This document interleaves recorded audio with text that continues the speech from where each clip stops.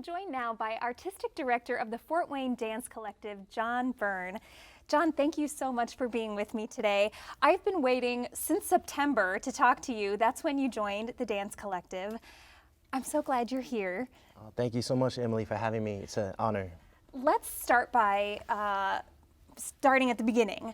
Where are you from? So I was born in a small town, a little smaller than Fort Wayne, called Blowing Rock, North Carolina.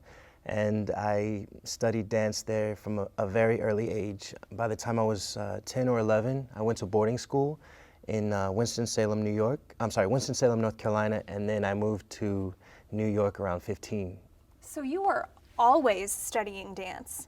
Yes. Were you always good at it? I mean, did you know from the beginning that that was kind of your thing? I knew that it was something that I had a passion for. It was so natural to me because, you know, dance is an art form. It's so subjective. So I really never knew or still don't know, you know, how good I am, but I do enjoy it. And I feel like it was always a way for me to express myself, even when I felt my words really couldn't describe, you know, whatever I wanted to say. So you went to boarding school. I would imagine that for a lot of kids, that's a difficult thing. Was it a good thing for you? Was it a hard thing for you? And did you go because of dance? I went because of dance. And to answer your question about if it was hard or not, no, it was paradise for me. I could not wait to go to boarding school because I had grown up in such a small school. It was the early 1980s, and so there was still like a stigma around, you know, boys dancing, and you know, you were really bullied in school if you were into the arts as a child. So to go to a boarding school and be around people that were interested in things that I was interested in, and to be able to do dance and theater and music and drama in a place that was safe and we were supported. It was a dream. I could not wait to go. So was it a foregone conclusion that dance was going to be your career? Wow. You know, I never had a backup plan, and I think people really always encouraged that, and I see the importance of it. So to answer your question, I really never had any other desire as a career except for as an artist. And I think most artists are good at more than one thing. So if they're a dancer, they usually have some gift towards painting or music, or if you're an actress, you usually perhaps are a great poet or a dancer. So I was always focused on the arts, but when I was about, I don't know, 28 or 29, I realized, you know, it's not such a stable career. Like one day I'm, you know, choreographing for, you know, Florence and the Machine and Elton John, and then the next day I'm, you know, mopping floors and eating ramen noodles. So the career is so up and down.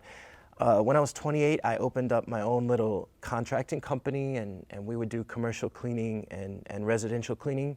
And so that was a way for me to feel like I knew where my rent money would come from, but I always try to keep dance as a focus. And that's why I'm so glad to be here in Fort Wayne, because I'm able to do what I love and love what I do. That actually answers kind of a lot of my questions. I wanted to talk about your career. I read a lot about you and was fascinated by the amount that you've traveled and sort of the number of amazing things that you've done. You mentioned you've choreographed for Florence and the Machine and Elton John, and you've worked for Smirnoff and Pepsi, and you know, all of these amazing things. But what I think people don't realize is that, you know, one minute you are riding high, and then the next minute it's hard to get a job. And that's not because you aren't immensely talented, but that's the life of a performer, of a dancer. So is that the biggest challenge of what you do? Yes, and I think that's so true. I think to be in the moment when you're doing a project is so important, because you know, like for example, dance is a living art form, so it is only really alive in that moment in which it's happening.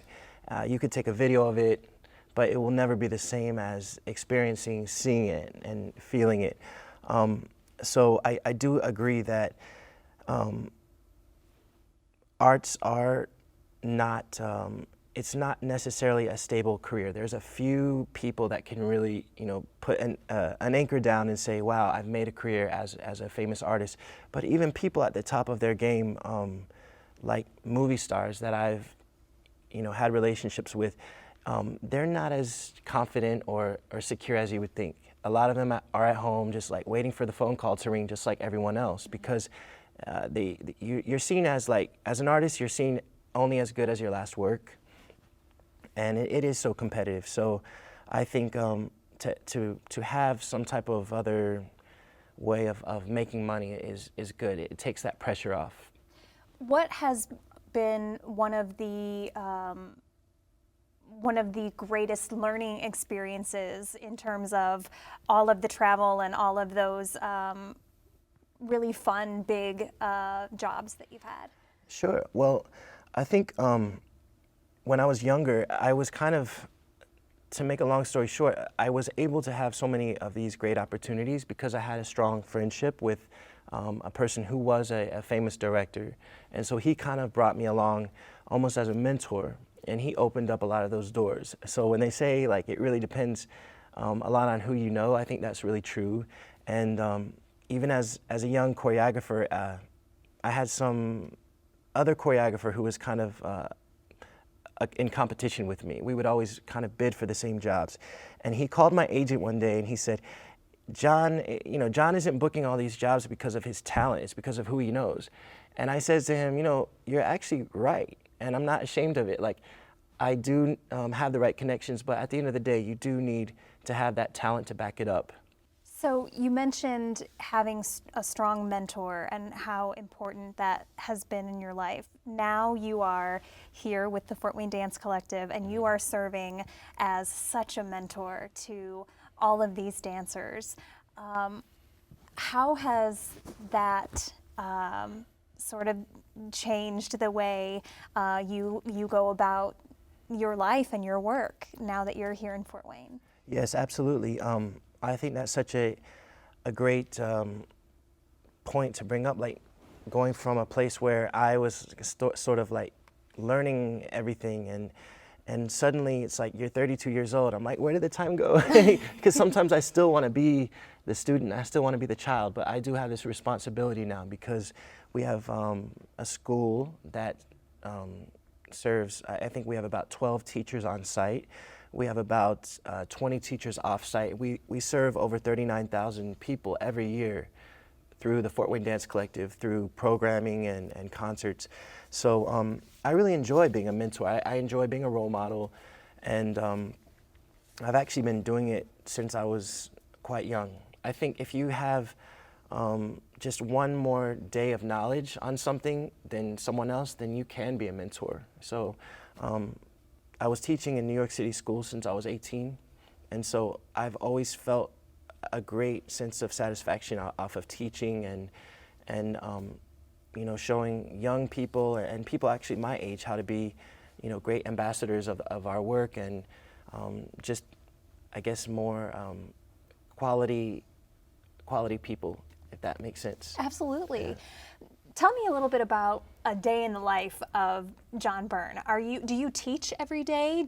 So you're dancing every day, and, Yes. and what are some of the styles that you're teaching? I'm interested to know what exactly your hands-on experiences are Absolutely. at the collective. Well, it's so funny because I tell my friends, as a choreographer, it's really kind of 75% work in the studio. I'm sorry, it's 75% work in the office, because there's so much administration that goes behind. And now I have such a great appreciation for all those people that were in the office making our touring and our concerts possible when I was younger in a dance company. So I'm yes to the fundraisers and to the secretary and the janitor, because we're all part of the same team. Just a snapshot of my day, I wake up on a Thursday, I'll wake up at 6, and we have sacred sunrise yoga at our studio at 7. So I'll go in, I'll take a yoga class from 7 to 8, do a little meditation, then I'll go on the computer and try to follow up and, stay on track with all the concerts and the programs that we have going. And then from there, the students and the teachers start coming in, and every day is so different. And I have not been teaching yet because I really wanted to get a handle on, what the needs are in the community. So now that I feel kind of where I can add value, starting in January, we're rolling out our whole new schedule, and you'll see a place where you can take class with me. That is fantastic. We are so lucky as a community to have someone with your experience and expertise here in the city and in the community, and really being hands-on. So thank you for saying yes to this job and this opportunity. No, thank you. The honor is mine, and I'll just say, I think I learned so much more from my students and my staff and the community than they learned from me, because our real philosophy is that regardless of your age or your ability, that you are worthy of great expression through movement and rhythm. So I'm just really here to offer opportunities for people in the community to do their thing, so it's really nothing about me. I'm just here to, I guess, be of service to create those opportunities.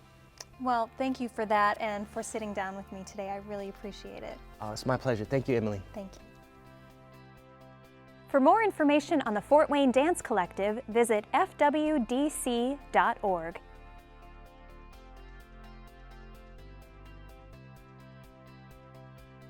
Our thanks to Jane Applegate and John Byrne. Be sure to join us next week for Arts in Focus. In the meantime, enjoy something beautiful. Coming up, we'll talk with Jane Applegate from Tech Venture and John Byrne, I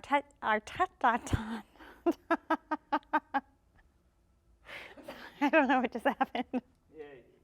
Welcome to Arts in Focus. I'm Emily Henry. Art may not be the first thing you come...